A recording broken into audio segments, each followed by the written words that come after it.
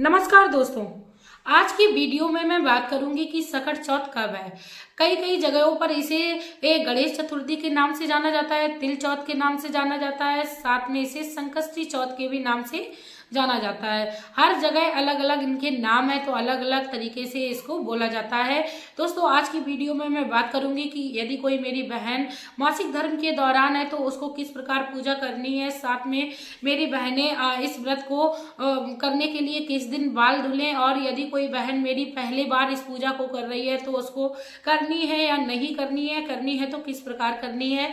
इसके साथ ही दोस्तों, मैं आप लोगों को सकट चौथ के दिन कौन सी देवी देवता की पूजा की जाती है, सारी बात मैं आप लोगों को डिटेल में बताऊंगी। वीडियो के एंड तक बने रहिए।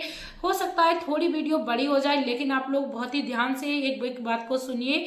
मैं मेरे आराध्य श्री लक्ष्मी नारायण को मैं कोटि कोटि प्रणाम करती हूँ, मैं उनको कोटि कोटि नमस्कार करती हूँ। दोस्तों, सबसे पहले तो यही जान लेते हैं 2024 में सकट चौथ का जो त्योहार है वो 29 जनवरी को मनाया जाएगा। दिन सोमवार पड़ रहा है। इस दिन भगवान गणेश की पूजा की जाती है, और मेरी बहनों को कोशिश करनी चाहिए कि नहाने के पानी में उन्हें दो तिनके दूर्वा के अपने डाल लेने हैं। इससे उन्हें कई गुना पूजा का फल मिलेगा। सकट चौथ का जो त्योहार है वो अपनी संतान की दीर्घायु, सफलता और उन्हें एक अच्छा जीवन देने के लिए की जाती है। सकट चौथ का जो व्रत है वो भगवान गणेश की पूजा और इनको प्रसन्न किया जाता है। सकट चौथ के दिन भगवान श्री गणेश को तिल के लड्डू गुड़ में डाल के बनाए जाते हैं। तिल और गुड़ की पूजा इसमें बहुत ही महत्वपूर्ण बताई गई है। लेकिन दोस्तों, हर जगह मेरी बहनों का अलग अलग विधि विधान है। कई जगहों पर इसे तिल और जो आटे में मिक्सअप किया जाता है उसको बनाया जाता है। जैसे मेरे यहाँ भी इसकी पूजा जो है वो तिल और गुड़ को मिक्सअप करके बनाया जाता है। और दोस्तों, सबसे महत्वपूर्ण बात आप लोग ये जान लें कि आप लोग तिल जो है वो पूर्णिमा के पहले ही ले लें, क्योंकि ऐसा माना जाता है कि महा में तिल को नहीं लिया जाता है। तो आपके यहाँ जैसा होता हो आप उसी तरीके से अपने घर में तिल को ले आइए। उसके साथ ही दोस्तों, आप लोगों को क्या करना है कि आप लोग बाल जो हैं वो अपने संडे के दिन अपने धो लें, क्योंकि संडे के दिन हर तरीके के बालों को धो लिया जाता है, चाहे वो मासिक धर्म के दौरान को या वो गंदे हों। तो आप 28 तारीख के दिन ही अपने बालों को अच्छे से वॉश कर लें। उसके बाद आप 29 तारीख को अपने सकट चौथ की पूजा विधि को शुरू करें। इसके बाद दोस्तों, महत्वपूर्ण बात यह भी है कि आप लोगों को जरूरी नहीं है उस दिन नए कपड़े पहनने हैं। आपको कपड़े जो हैं वो स्वच्छ पहनने हैं, झूठे कपड़े नहीं होने चाहिए। इसके बाद बात आती है कि आप लोगों को ये पूजा जो है वो किस विधि से करनी है। कई लोग कहते हैं कि कलश में हमें जल भी भर के रखना है। दोस्तों, जैसा कि मैंने बताया, हर जगह अलग अलग विधान होता है। मेरे यहाँ जो विधि होती है मैं आप लोगों से वो शेयर करती हूँ। मेरे यहाँ क्या किया जाता है कि पटे पे तिल और गुड़ के एक बकरा बनाया जाता है, और उसको क्या किया जाता है, अपने घर के बेटे से उसको चांदी के सिक्के या चांदी की पायल, जो भी चांदी की चीज हो, उससे उसको कटवाया जाता है, क्योंकि जीव हत्या पाप है और संतान प्राप्ति के लिए इस सकट चौथ की पूजा को किया जाता है। तो मेरे यहाँ तो इसी प्रकार होती है। और यदि हमारे यहाँ कोई बेटा होता है जिसका पहली साल पड़ती है सकट चौथ की, या बेटे की शादी होती है, तो हमारे यहाँ तिल को आटे में डालकर बड़ा सा बकरा बनाया जाता है, जैसे 1.25 किलो आटा का, और उसको अच्छे से बकरे का आकार दे दिया जाता है, और उसकी जो मुंडी है वो बेटे से कटवा दी जाती है। और इसी तरीके से हमारे यहाँ पूजा होती है। उसको फूल चढ़ाया जाता है और उसका तिलक भी किया जाता है। उसके बाद उसमें उसको काट दिया जाता है, बेटे से ही कटवा दिया जाता है। हर जगह अलग अलग विधि विधान है। कई जगहों पर भगवान श्री गणेश की पूजा होती है, उनको तिल के लड्डू चढ़ाए जाते हैं। इसी विधि से पूजा की जाती है। शाम के समय चंद्र अर्घ दिया जाता है। तो जिस भी प्रकार से मेरी बहनों के यहाँ होता हो उसी प्रकार से अपना देख लीजिएगा, क्योंकि पूजा की विधि विधान में इधर उधर नहीं होना चाहिए। जिस भी विधि से हमारे बड़े बुजुर्ग पूजा करते आ रहे हैं उसी विधि से ही हमें पूजा करनी चाहिए। इसके साथ ही मासिक धर्म के दौरान किस तरीके से मेरी बहनों को पूजा करनी है। दोस्तों, ये जो पूजा है, कोई भी पूजा जब हम शुरू करते हैं तो उसको हमें बीच में नहीं छोड़ना है। तो हमें क्या करना है, व्रत रहना है। हमारे घर में कोई बड़े बुजुर्ग हों, जब कोई नहीं है तो हमारे पति हैं, उनसे ही हमें पूजा की तैयारी करा लेनी है और सारी पूजा उनसे करा लेनी है, लेकिन व्रत हमें स्वयं ही रहना है।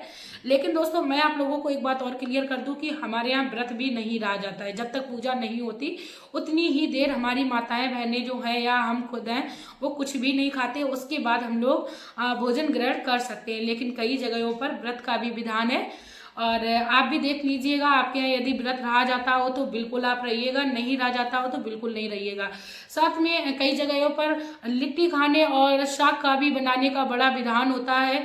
मेरे यहाँ बाजरे के इस दिन मीठी पूड़ी यानी पिटौआ बनाए जाते हैं और भोग भगवान को वही लगाए जाते हैं, जो बकरा बनता है उसको वही भोग लगाया जाता है। और इसके साथ ही दोस्तों मैं आप लोगों को बता दूं, पीरियड के दौरान यदि किसी के यहाँ चंद्र जी को अर्घ दिया जाता हो, ये शाम के समय दिया जाता है, तो वह अपने पति से ही दिलाएं। आप हाथ जोड़कर खड़े हो जाइए, अपने संतान की मंगल कामना के लिए आप उनको कामना करिए और मंगल जीवन उनको प्रदान हो, इसके भगवान श्री चंद्रदेव से आप विनती करिए। इस प्रकार से आप पूजन विधि संपन्न करिए। लेकिन पीरियड के दौरान आप व्रत को बिल्कुल भी ना छोड़ें, आपको व्रत उसी तरीके से करना है जैसे आप हर बार करती हैं।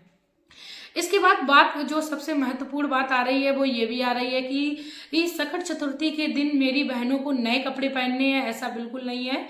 आप कपड़े जो भी आपके पास अवेलेबल हो आप वो पहन लीजिए और आप अपने पैरों में महावर लगा लीजिए। उसके बाद ही आप पूजा को शुरू करिए, क्योंकि इसको बड़े ही धूमधाम से मनाया जाता है। पूर्ण श्रृंगार के साथ मेरी माता बहन को पूजा करनी चाहिए इसकी। और इसके साथ ही सकट चौथ के दिन हमें कभी किसी की चुगली या निंदा नहीं करनी चाहिए। सकट चौथ के दिन कथा का भी कहने का प्रावधान है, कथा को भी कहा जाता है। दोस्तों बहुत ही उत्तम और अच्छी कथा है, मैंने दूसरी वीडियो में अपनी डाल रखी है। देवरानी जेठानी की कथा है, बहुत ही सुनने में भी आनंद आता है। और इसके साथ ही दोस्तों आपको यदि नहीं आती है तो इसकी किताब भी आती है, मार्केट में अवेलेबल होती है, तो आप इसकी किताब भी ले आइए, उससे देखकर आप पढ़ सकते हैं। जरूरी नहीं है कथा आप उसी समय पर पढ़ लीजिए जिस समय आप पूजन कर रहे हैं। आप कथा चाहें तो शाम को जब आपके परिवार के जन सभी लोग इकट्ठे होकर बैठे उस समय भी आप कथा को पढ़ सकते हैं। सकट चौथ की जो कथा है वो व्यक्ति को सुनने मात्र से उसके जीवन में काफी ज्यादा सुख प्रदान होता है। हुंकारा लगाने से ही भगवान श्री गणेश की जो कृपा है वो प्राप्त होती है। साथ में सकट देवता जिनको की बहुत ही पूजनीय माना जाता है उनकी भी कृपा प्राप्त होती है। तो दोस्तों इसी कामना के साथ मैं आप लोगों से यही रिक्वेस्ट करना चाहूंगी कि आप लोग प्लीज मेरे चैनल पर आ गए हो, नए हो तो प्लीज चैनल को सब्सक्राइब करके जाइएगा, वीडियो को लाइक करके जाइएगा, कमेंट बॉक्स में श्री गणेश जी का प्यारा सा कमेंट करके जाइएगा। और दोस्तों वीडियो अच्छी लगी हो, क्योंकि सकट चतुर्थी की जो भी पूजा करते हैं तो उनको जानकारी चाहिए होती है, तो आप उनको ये वीडियो शेयर भी कर सकते हैं। इसी के साथ दोस्तों मेरा भी यही उद्देश्य है कि आप लोग अपने जीवन को सुखमय बनाएं, हर संभव प्रयास आप वो करें जो आप अपने जीवन में चाहते हैं वो आपको प्राप्त हो। इसी के साथ दोस्तों अब मैं वीडियो में लेना चाहूंगी विदा। आपका प्यार और कीमती समय देने के लिए धन्यवाद।